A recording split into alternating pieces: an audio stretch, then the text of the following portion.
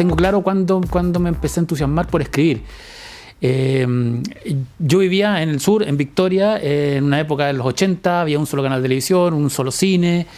Y no sé, pues hoy día si a un cabro le gusta Star Wars o le gusta una película, la puede bajar las fotos de internet al tiro y tener información de una. Lo hablaba la otra vez con un dibujante de cómic que me decía que cuando él era chico veía películas de monstruos en el cine, llegaba a la casa y llegaba a dibujar. Yo como no dibujaba o dibujaba mal, llegaba a escribir. Entonces yo iba a ver, por decirte, fui a ver a los 6 años Encuentro cercano al tercer tipo, a los 7, cuando la reestrenaron, y lo que llegué a hacer a mi casa fue a escribir la película para que no se me olvidara. Entonces yo escribía pequeños resúmenes de las películas que veía y de repente escribía mis versiones de los libros que leía o de eventos que a mí me interesaban. Y yo el primer recuerdo que tengo de algo escrito de ficción fue un cuento de Navidad que le escribí a mi hermana. No tenía plata para regalarle algo para Navidad, le escribí un cuento de Navidad. Y después escribí algo sobre el monstruo del lago Ness, que no tengo idea qué es lo que era, pero tenía unos dibujos y una historia. Era como que un recocido de todo lo que había leído del monstruo del lago Ness, pero escrito en un cuaderno.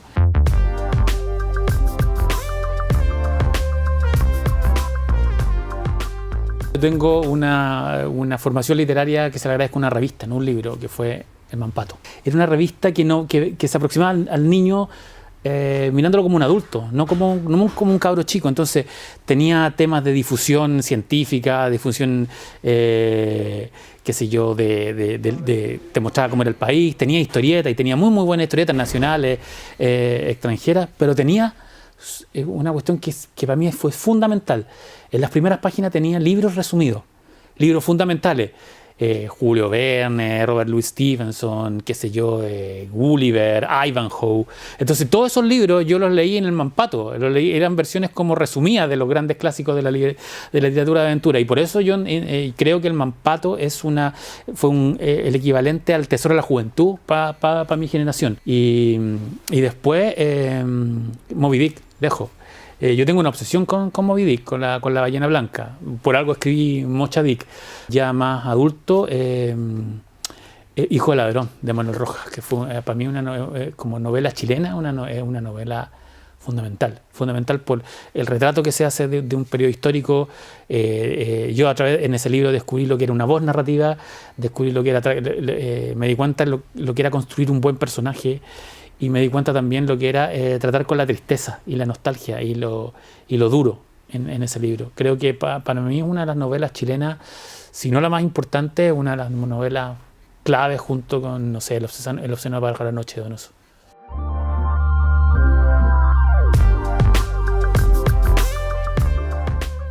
La trilogía de los Césares es bien significativa. De alguna manera son libros que marcan... no me marcan solo a mí como autor y mi relación con los lectores y todo lo que ha pasado con estos libros, sino también de alguna manera marca, siento yo, y no lo digo con falsa modestia, una corriente en lo que es la industria editorial chilena. El verbo Kaufman, que aparece originalmente en el 2006 en una versión un poco más corta, que se llama el número Kaufman, que era básicamente la mitad de este libro, fue el primer intento de hacer en Chile una suerte de thriller histórico. Pero faltaba reencontrarse con la novela histórica desde una lectura como de la aventura, del misterio.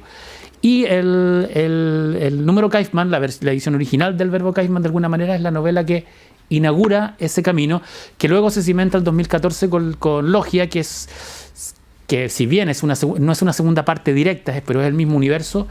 Logia fue la novela y el libro que gatilla todo el boom que hoy día estamos viendo en librerías, de la literatura histórica chilena. O sea, después de Logia, un año después viene La historia secreta de Chile de Baradit, después viene Código Chile de Tromben, Huáscar de Tromben, Código Chile de Basso. Entonces, de alguna manera, es una novela bien pivotal. La relación con los lectores ha sido fundamental en estos libros. Creo que este es un libro, que una de las gracias que tuvo el fenómeno Logia, sobre todo Logia, que es el libro más emblemático de la trilogía, el más leído, el más celebrado, el que ha aparecido en más partes, es un libro que cuando aparece, de inmediato tuvo un muy buen boca a boca. tú decís, claro, uno puede inventar campañas de marketing para vender libros, etcétera, etcétera, pero tampoco la campaña de marketing que se hizo cuando apareció Logia fue una cosa como tan grande. La campaña se fue haciendo con el tiempo. La relación con los libreros, la relación con los lectores, para mí es súper fundamental. Yo por eso no hago lanzamientos de libros. Yo hago firmas en librería. Y en librerías grandes, librerías chicas, librerías de provincia, librerías de Santiago, en ferias del libro, en librerías independientes, librerías de cadena. Que a una librería vayan 2 personas, que a otra vayan 100 personas, da lo mismo. Creo que así se mantienen los libros vivos. Yo soy bien contrario a esas cosas. Bueno, todos tienen derecho, pero yo encuentro un poco esnovista el lanzamiento y muy poco eficaz. Los lanzamientos son unas instancias sociales donde de alguna manera se le da demasiada importancia al autor por sobre el libro. En cambio, en librería es el libro el que habla por sí solo. Y ese es como mi gancho con la relación libro-lector.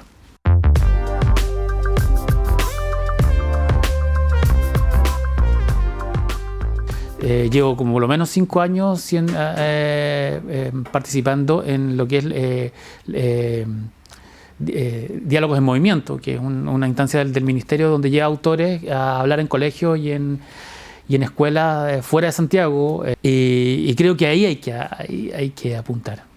Es fundamental el lector joven, el niño, la biblioteca en la casa y salir de Santiago. Creo que una cosa fundamental es llevar a los escritores a colegios, a instancias en comunas, en pueblos, coordinarse con los municipios, hacer, qué sé yo, la Editorial Planeta lleva a sus 4 autores más, qué sé yo, no sé, pues más importantes, o 4 autores más emblemáticos que sacaron un libro en este trimestre, los lleva a Mulchen y hace una actividad. Esos 5 escritores con colegios de Mulchen se reparten en 5 escuelas, 5 colegios, y luego se hace una actividad en, qué sé yo, en el salón municipal, donde de tal manera de demostrar que los libros están vivos. Fíjate que una vez en el primer diálogo en movimiento que yo hice, que fue en una escuela cerca de Concepción, un niño me decía, ¿usted está vivo?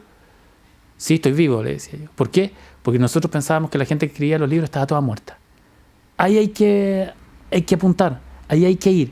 Hay que sacar al libro del estante académico, incluso del estante de la librería, y llevarlo a instancias sociales, grupos de vecinos. A mí me consta que hay vecinos lectores en comunas como Curacautín que se ponen de acuerdo y llevan un escritor y le pagan, pero yo creo que ya más que eso, esa instancia sería lindo, sería súper bonito que editoriales grandes como Planeta, como Penguin Random House, como Catalonia, como Ediciones B, hicieran eso con sus autores.